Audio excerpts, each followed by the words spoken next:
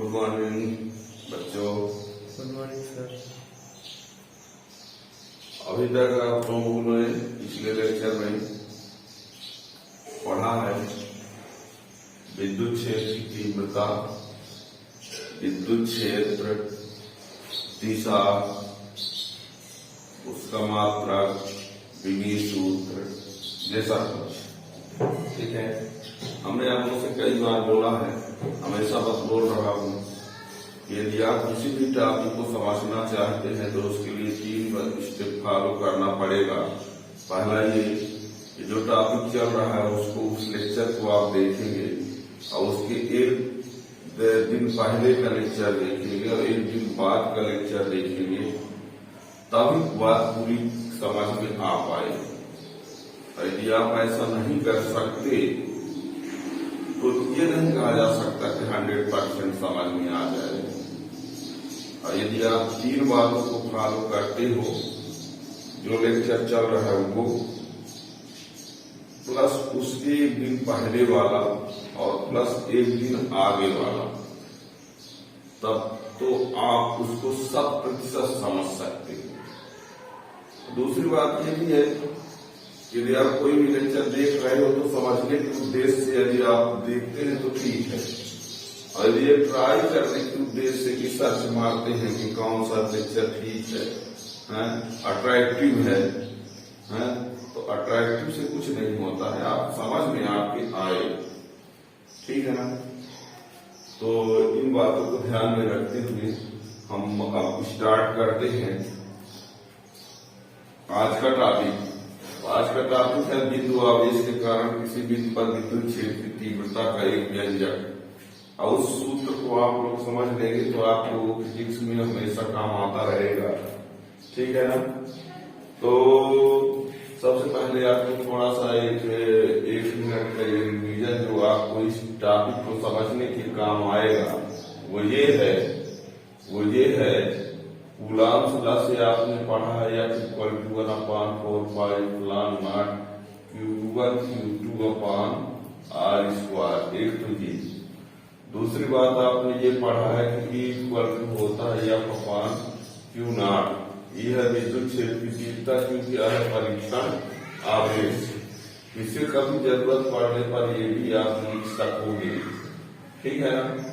तो आज के टॉपिक को समझने के लिए कम से कम ये तो जानना ही चाहिए, है ना? इनमें से अब जो ऐसे हैं जो इसके पहले वाले लेक्चर को जानते नहीं हैं तो उनको ये समस्या होगी कि ये दोनों क्या है। तो ये Q1 Q2 आवेश है, Q1 Q2 क्या है? आवेश है। डिटेल के लिए आप पीछे लेक्चर देखना होगा। R क्या है? दूरी है। R क्या है? दूरी। और इसको ये नियतांक होता है। क्या होता है? नियतांक। ठीक है ना? तो इस फार्मूला का यूज होगा। ठीक है? इसको क्या बोलते हैं? परीक्षण आवेश बोलते हैं। क्या बोलते हैं? परीक्षण आवेश। इसको तो जानते हैं, ये बल है, ये क्या है? तीव्रता है ना? ये हम थोड़ा सा ये इसलिए बता रहे हैं कि जो बाई चांस उसके पीछे का टॉपिक नहीं पढ़ा है तो कम से कम इनसे परिचित रहे। और मोर डिटेल के लिए आप पीछे वाला लेक्चर जरूर देखें, तब आप 100% समझ पाएंगे। ठीक है ना? तो आज का जो मेरा टॉपिक है वो ये है बिंदु आवेश के कारण किसी बिंदु पर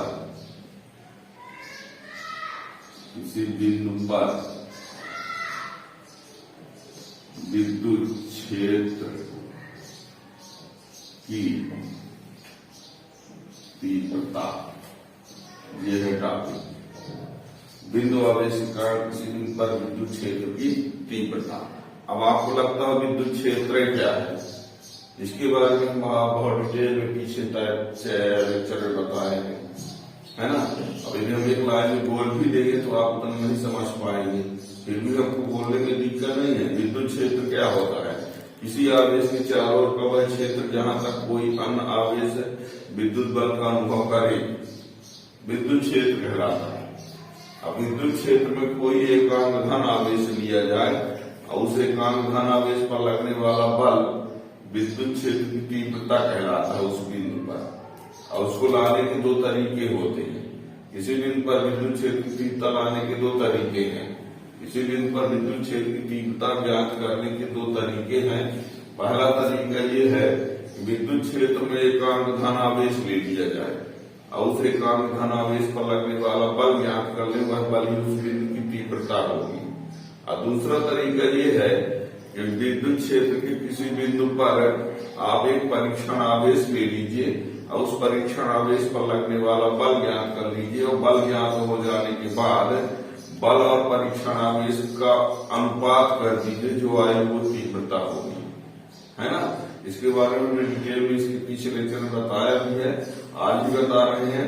आज हमको उसका डेरिवेशन आगे करना है, ठीक है ना। तो देखिए क्या करते हैं, किसी बिंदु O पर हम ले लेते हैं एक तो प्लस क्यू आवेश, इस प्लस क्यू आवेश से R दूरी पर ले लेते हैं एक कोई बिंदु P, और इस बिंदु P पर हम ज्ञात करना चाहेंगे विद्युत क्षेत्र की तीव्रता E। बात को समझना, किसी बिंदु पर प्लस क्यू आवेश है, इस आवेश से R दूरी पर कोई बिंदु P है, उस बिंदु P पर हम ज्ञात करना चाहते हैं विद्युत क्षेत्र की तीव्रता। ये क्वेश्चन मार्क है, ये ज्ञात करना चाहते हैं। और इस बिंदु पर तीव्रता ज्ञात करने के लिए हमने दो तरीका बताया। या तो आप यहाँ एकांक धन आवेश ले लीजिए और उस एकांक धन आवेश पर लगने वाला बल ज्ञात कर दीजिए इस कूलॉम के नियम से, और वह बल ही उस बिंदु पर विद्युत क्षेत्र की तीव्रता हो जाएगी। और यदि आप ऐसा नहीं कर सकते तो दूसरा तरीका भी है, यहाँ पर आप एक परीक्षण आवेश Q0 ले लीजिए और उस परीक्षण आवेश Q0 पर लगने वाला बल ज्ञात करिए कूलॉम के नियम से, और जब बल मालूम हो जाए तो तीव्रता E बराबर बल बटे Q0 कर दीजिए, तो जो आएगा वो तीव्रता हो जाएगी। हम तरीका तो जरूर बता रहे हैं, लेकिन लिखवाने के लिए हम केवल एक ही लिखवाएंगे और वो सूत्र आपको ज्ञात करके दिखा देंगे। जो सूत्र कभी कभी एग्जाम में डिराइव करने के लिए भी पूछा जाता है, और यदि डिराइव करने के लिए ना भी पूछा जाए तो वो सूत्र इतने काम का होता है कि बेसिक में उसके बिना आप आगे कुछ भी नहीं समझ सकते, है ना। सबसे महत्वपूर्ण वो फार्मूला होगा, ठीक है ना। तो देखिए, तो क्या कहा हमने, किसी बिंदु पर प्लस क्यू आवेश है, इससे R दूरी पर कोई बिंदु P है जिस पर हमें विद्युत क्षेत्र की तीव्रता ज्ञात करना है। इसके लिए बिंदु P पर हम क्या ले लेंगे, एक परीक्षण आवेश, और वो परीक्षण आवेश क्या बोलेंगे Q0, फिर उस पर लगने वाला बल उस सूत्र से, ठीक है ना। तो ऐसे हम क्रम से बताते जा रहे हैं, समझाते जाएंगे, एक बार दो बार। आप लोगों को कुछ कमेंट करने की जरूरत ही नहीं पड़ेगी, है ना। वो सब कुछ हम यहाँ पर 2 बार 4 बार बताते हैं, ठीक है ना। मान लिया किसी बिंदु O पर प्लस क्यू आवेश है, इससे R दूरी पर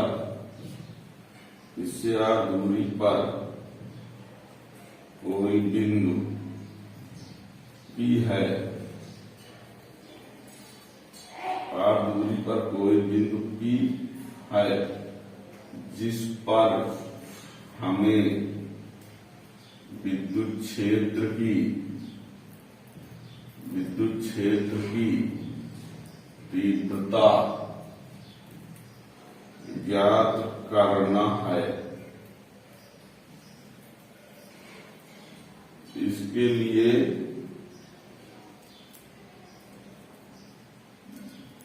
बिंदु P पर एक परीक्षण आवेश Q0 की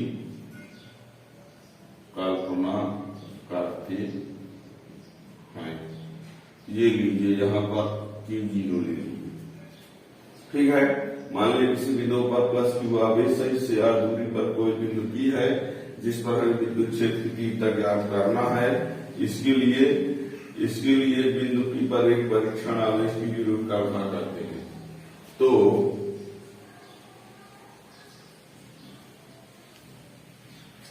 उस पर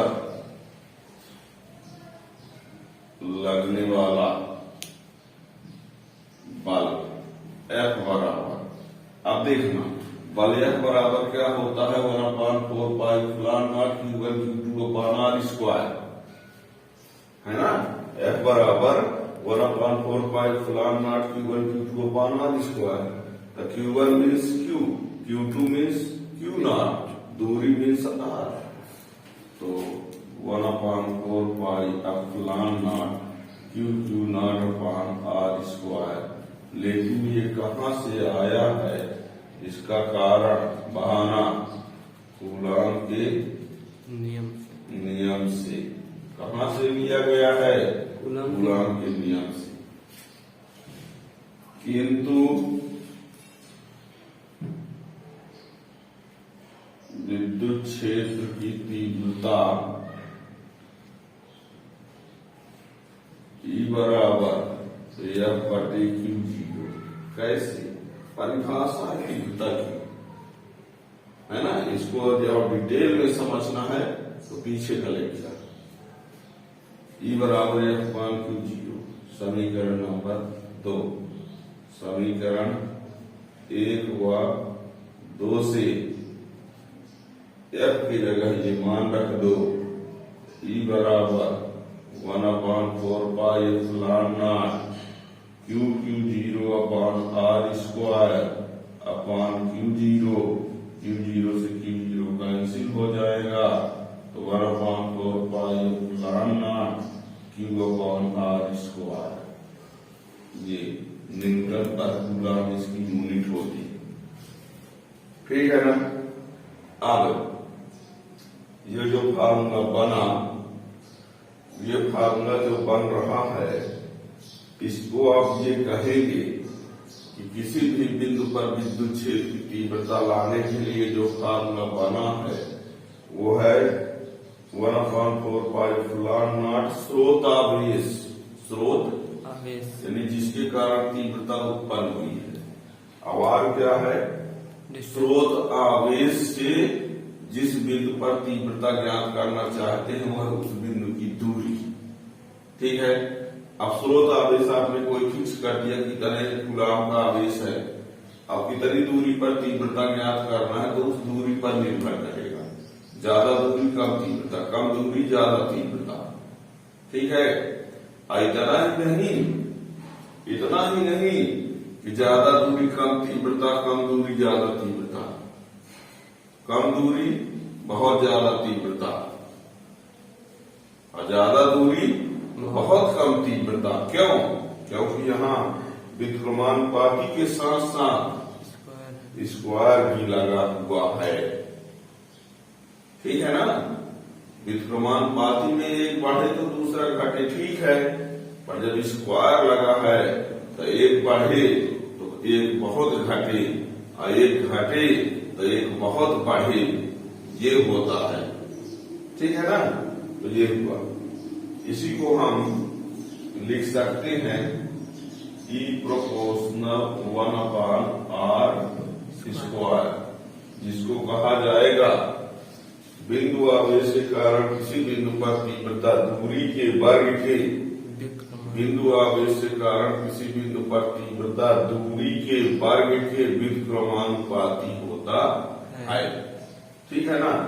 यदि मान लीजिए हम इसको परावैद्युतांक माध्यम में लिखना चाहें, इसमें परावैद्युतांक माध्यम में, तो परावैद्युतांक माध्यम में E बराबर आएगा 1/4 pi epsilon not Q/r square, यहाँ के भी रहेगा।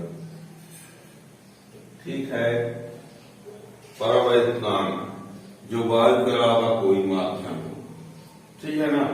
और परावैद्युतांक क्या होता है, ये सब कुछ हम पीछे बता चुके हैं। तो ई बराबर 1/4 पाई फलान naught Q upon R square यहाँ के लिए। अब देखिए यानी से कुछ बातें और ये है वायु माध्यम में, जब वायु माध्यम में रहता तब ये नहीं रहता है, और जब परावैद्वांक माध्यम में करते हैं तो ये क्या हो जाता है, के आ जाता है। इसका मतलब हुआ कि परावैद्वांक माध्यम में जो विद्युत क्षेत्र की तीव्रता होगी वो घटेगी। क्यों घटेगी? क्योंकि उसमें के का भाग हो रहा है, और जिसका भाग हो रहा है वो एक नहीं एक से बड़ा है। यदि कोई ये कहते कि भाग हो रहा है तो मान घट भी तो सकता है ना, बढ़ भी सकता है। तो ये भाग करने पर मान बढ़ता भी है, लेकिन जब भाग किए जाने वाली राशि का मान एक से कम होता। लेकिन यह जो परावैद्वांक का मान है वो सदैव एक से बड़ा होता है। अब किसी भी राशि में एक से बड़े का मान, बड़े का भाग करेंगे तो वह मान घट जाता है। ठीक है ना? हम कहना ये चाहते हैं, देखना क्या कहना चाहते हैं,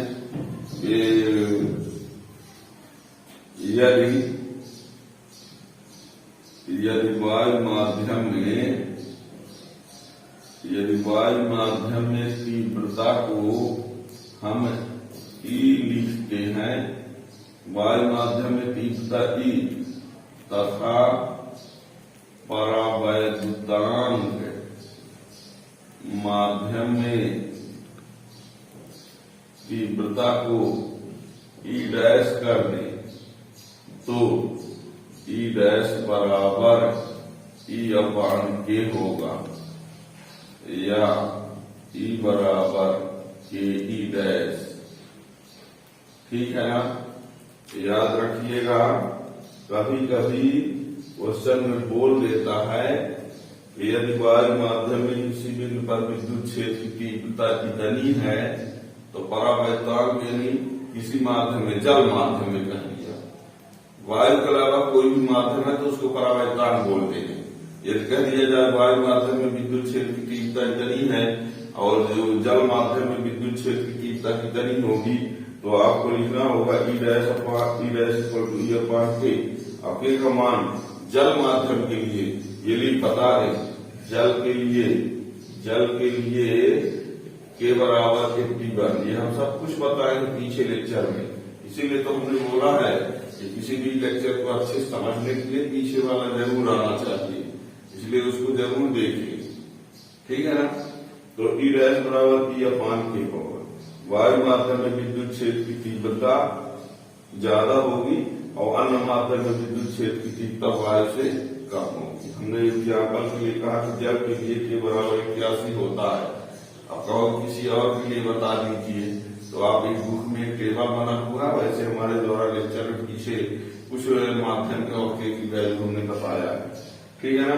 तो याद रखिएगा ये,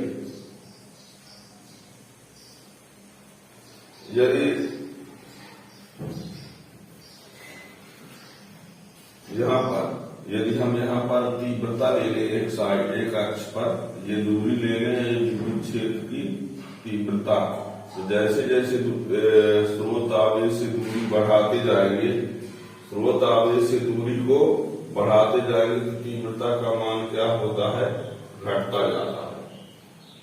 दूरी बढ़ाएंगे तीव्रता घटेगी। किस प्रकार घटती है, ये रहा ई प्रोपोर्शनल 1/r² के नियम से। ठीक है ना? तो ये ध्यान रखिएगा। ठीक, अब आपको ये मालूम हो चुका कि किसी बिंदु पर विद्युत क्षेत्र की तीव्रता निकालना है तो 1/4 पाई एप्सिलॉन नॉट स्रोत अपान दूरी का स्क्वायर, स्रोत आवेश। जैसे मान लीजिए हम ये कह दें कि यहाँ आवेश Q1 है, यहाँ पर आवेश क्या है Q2 है, एक आवेश यहाँ पर क्या है Q3 है। इस बिंदु पर तीव्रता निकालना, इस बिंदु पर तीव्रता निकालना, तो आप पहले यहाँ से यहाँ तक की दूरी ले लीजिए, क्या है R1, इससे दूरी क्या है R2, इससे दूरी क्या ले लें R3। फिर क्या करें, इस बिंदु पर तीव्रता लाएंगे तो इसकी वजह से तीव्रता जो होगी, इसकी वजह से तीव्रता E1 बराबर 1/4 pi epsilon not Q1/R1 square है ना। इसकी वजह से तीव्रता E2 बराबर 1/4 pi epsilon not Q2 upon R2 square. इसकी वजह से तीव्रता E3 बराबर 1/4 pi epsilon not Q3 upon R3 square. ठीक है ना। अब देखो होता है क्या, यहाँ पर एकांक घन आवेश आप लेंगे, परीक्षण आवेश या एकांक धन आवेश। तो ये धन आवेश यदि है तो इसको क्या करेगा, प्रतिकर्षित, ये होगी तीव्रता E1। ये क्या करेगा, प्रतिकर्षित, ये तीव्रता हो जाएगी E2। ये क्या करेगा, इसको प्रतिकर्षित, ये तीव्रता हो जाएगी E3। फिर E1 E2 E3 का परिणामी लाएंगे, E1 E2 E3 का परिणामी। E1 E2 E3 का परिणामी लाने के लिए सदिश नियमों का उपयोग करना पड़ेगा, क्योंकि तीव्रता जो है वो सदिश राशि है। तो 1/1 की तीव्रताओं का परिणामी लाना पड़ेगा, है ना। तो ये आप जब हम न्यूमेरिकल क्वेश्चन बताएंगे तो इसके बारे में बताएंगे। ठीक है। हाल फिलहाल ये आप जानो कि किसी बिंदु पर तीव्रता लाने के लिए आप जितने स्रोत आवेश हों उन सभी स्रोत आवेशों के कारण उस बिंदु पर तीव्रता पहले ला लो। कैसे लाओगे, 1/4 पाई एप्सिलॉन नॉट स्रोत आवेश बटे दूरी का स्क्वायर, और जितने भी आप स्रोत आवेश हों सबके कारण ला लो, और सबके कारण जब तीव्रता मालूम हो जाए तो सदिश योग का नियम लगा दो और सभी का योगफल कर दो, वो हो जाएगी परिणामी तीव्रता। ठीक है ना। तो आपके डेरिवेशन में तो बहुत ये ज्यादा जरूरी नहीं है, पर आंतरिक प्रश्नों में काम आएगा जो आगे हम बताएंगे। तो ऐसे एक आवेश का हमने बता दिया जिसको बिंदु आवेश कहा गया। अब आगे चल करके आप लोग जरूर विद्युत द्विध्रुव में पढ़ेंगे, तो विद्युत द्विध्रुव में जरूर दो आवेशों के कारण पढ़ना पड़ेगा। जैसे हमने यहाँ 3 आवेश लेके बताया ना, तो जब विद्युत द्विध्रुव बताएंगे तो विद्युत द्विध्रुव में 2 आवेश रहेंगे। अब विद्युत द्विध्रुव के कारण जब किसी बिंदु पर तीव्रता लाना हो तो 2 आवेशों के कारण तीव्रता लाएंगे और उन दोनों को जोड़ देंगे। कैसे जोड़ेंगे, सदिश नियम से, है ना। तो उसको समझने के लिए अगले वाले लेक्चर को जरूर देखना, है ना। जो आगे का टॉपिक आने वाला है वो विद्युत द्विध्रुव है ना। अब विद्युत द्विध्रुव से कोई क्वेश्चन जरूर हर एक स्टेट बोर्ड, हर कंपटीशन, CBSE बोर्ड सबसे क्वेश्चन आएगा विद्युत द्विध्रुव से। अगले वाले टॉपिक को जरूर समझने का प्रयास करना। ठीक है ना। आज यहीं तक। Thank you. जय हिंद।